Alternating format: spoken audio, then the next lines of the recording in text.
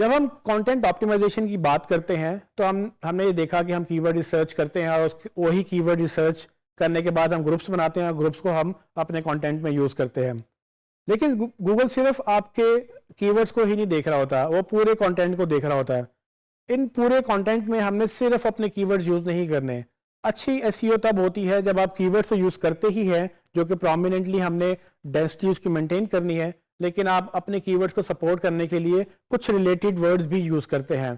वो related words basically LSI words कहलाते हैं। LSI का मतलब लेटेंट सिमेंटिक इंडेक्स। ये बेसिकली इंग्लिश की एक रिटर्न जो है, ये एल्गोरिथम है कि वो जब गूगल मेजर करता है आपको, वो इस बात को अंडरस्टैंड करता है कि किस तरह से आपने एक चीज़ की बात की और उस चीज़ से दूसरी चीज़ जुड़ी हुई है। सो लोग LSI को यानी कि लेटेंट सिमेंटिक इंडेक्स इन वर्ड्स को कंफ्यूज करते हैं सिनोनिम्स के साथ। सिनोनिम्स का मतलब डिफरेंट है। सो फॉर एग्जांपल हमारे मोबाइल स्टोर की एग्जांपल में मैं अगर मोबाइल मार्केट प्लेस या मैं मोबाइल स्टोर की जगह अगर मैं मोबाइल मार्केट प्लेस लिखूं तो वो सिनोनिम के तौर पे काउंट हो सकता है कि एक वर्ड की जगह दूसरी वर्ड जगह ले सकता है। लेकिन अगर मैं सिर्फ मोबाइल फोन्स की बात करूं तो साथ जब आप बात करते हैं मोबाइल फोन की तो गूगल इतना अंडरस्टैंड करता है कि अगर आप मोबाइल फोन्स की बात कर रहे हैं तो उसमें एंड्रॉयड की बात भी हो सकती है, उसमें iOS की बात भी हो सकती है। जब आप iOS की बात कर रहे हैं तो उसकी कंपनी यानी कि एप्पल की बात भी हो सकती है। सो ऐसे कीवर्ड्स जो नॉर्मली जो है वो एक दूसरे के साथ पाए जाते हैं, उनको आप लेटेंट सिमेंटिक इंडेक्स वर्ड्स बोलते हैं। और ये इंपॉर्टेंट इसलिए हैं कि गूगल इससे भी जज करता है कि आपका पेज किस बारे में है। सो फॉर एग्जांपल मैं आपको एग्जांपल देता हूं कि अगर आप बात कर रहे हैं मोबाइल फोन्स की, तो जहां पर मोबाइल फोन्स की बात हुई वहां एंड्रॉयड सॉफ्टवेयर की बात हुई, वहां पर iOS की बात भी हो सकती है, वहां पर एप्पल मोबाइल फोन की बात भी हो सकती है। सो मोबाइल फोन का मतलब ये है कि वो एक सर्टेन कैटेगरी से रिलेटेड है और सर्टेन कैटेगरी में कुछ वर्ड्स ऐसे हैं जो फ्रिक्वेंटली यूज होते हैं।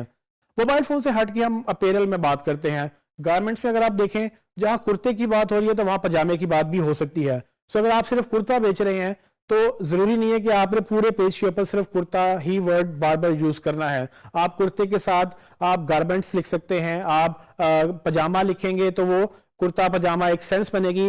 गूगल को ये समझने में आसानी होगी कि ये कुर्ता जो बात हो रही है इसमें किस तरह की या किस चीज की बात हो रही है।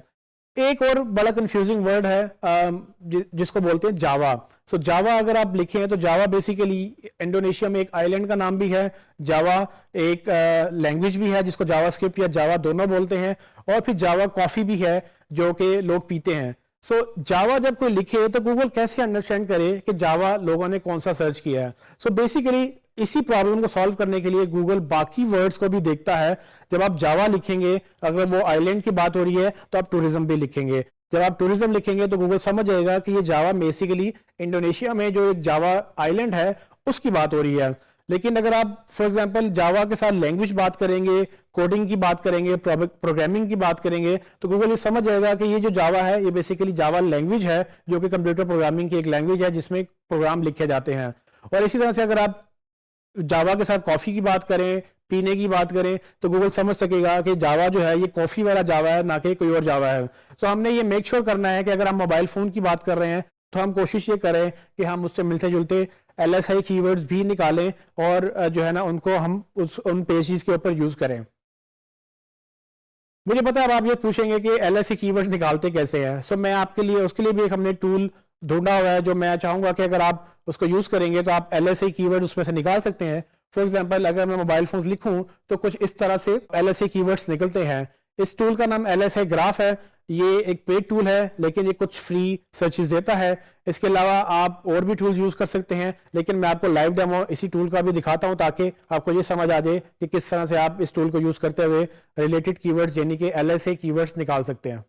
जैसे कि आप मेरी स्क्रीन पर देख सकते हैं कि मैंने LSI ग्राफ की वेबसाइट विजिट की है। आप ये वेबसाइट विजिट कर सकते हैं lsigraph.com से, और जब मैं इसके ऊपर जाऊंगा तो मैं यहाँ पे अपना कीवर्ड लिखूंगा जो कि मोबाइल फोन है। आप यहाँ पे जो भी कीवर्ड लिखेंगे उसके अगेंस्ट वो आपको सर्चेस दिखाएगा कि कौन से रिलेटेड कीवर्ड्स आप यूज कर सकते हैं।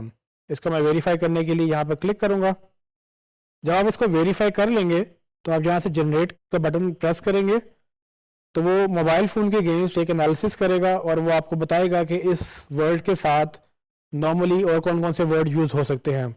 जैसे कि आप मेरी स्क्रीन पे देख सकते हैं कि अगर मैंने मोबाइल फोन लिखा तो वो मुझे पॉसिबली LSA कीवर्ड्स दिखा रहा है, जिसमें how to make a mobile, Samsung mobile, Samsung phone, mobile phones for sale, cheap mobiles, मतलब डिफरेंट वर्ड जो ऑलमोस्ट एक दूसरे के साथ यूज होते हैं वो सब दिखा रहा है। अगर आप इसको स्क्रॉल करते जाएंगे तो काफ़ी आपको डिटेल्स में ये इन्फॉर्मेशन मिल जाएगी।